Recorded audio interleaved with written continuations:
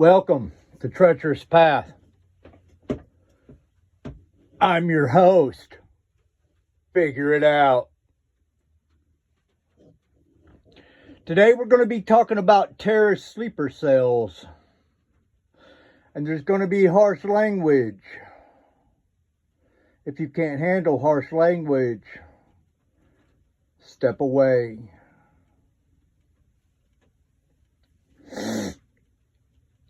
You know, these cells that are here are not just Iran, but they're just a bunch of foreign pussies anyway. Are you scared? Well, I have some harsh words for a man like you, and it involves a napkin and a vagina. The boys in this country need to man up. Right now is a great time to join the forces. With Trump in, it's a perfect time. They won't let me back in, believe me. I tried recently just to see if there was a chance, but to no avail. I'm too old. So fuck you. There are cells here.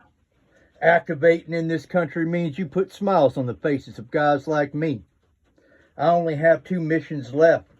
That's to protect my family to the death and to protect my God to the death. One of those 2 will kill anybody in that sleeper cell if they got the balls to try anything in America. If there's one thing I've learned about being over 50 years old, it's that dying could happen at any time for any reason. So it seems. You do have a purpose and a time to pass on, and God chooses that time. So don't be scared of terrorists. As long as there's trees to hide behind, they cannot win. Now I'm going to switch gears a little bit, and we're going to talk about something else. If you don't know, the Democrats were trying to sell 2.3 million acres of your land and my land that Teddy Roosevelt gave to you. They wanted to turn it into affordable housing for millions of immigrants that they just let in. Well, it failed to make it into the big, beautiful bill.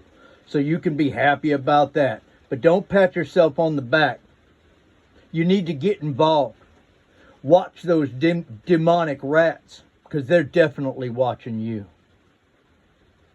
Today's red letters, I turned right to them. They're just for you. I knew this already. Acts chapter 20, verse 35. It is more blessed to give than to receive. Those words right there have profound meaning. If you apply them in your life, you will see a benefit. Today's book of life, which is a book that I wrote for my daughter. Anybody that's following me knows this, but if you're new, I wrote a book for my daughter. It took me 10 years.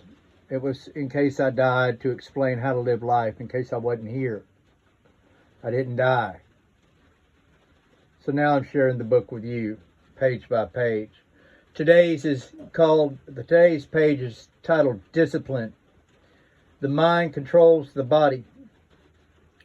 I learned what discipline really was in boot camp. The Army silently asks you a question while screaming at you.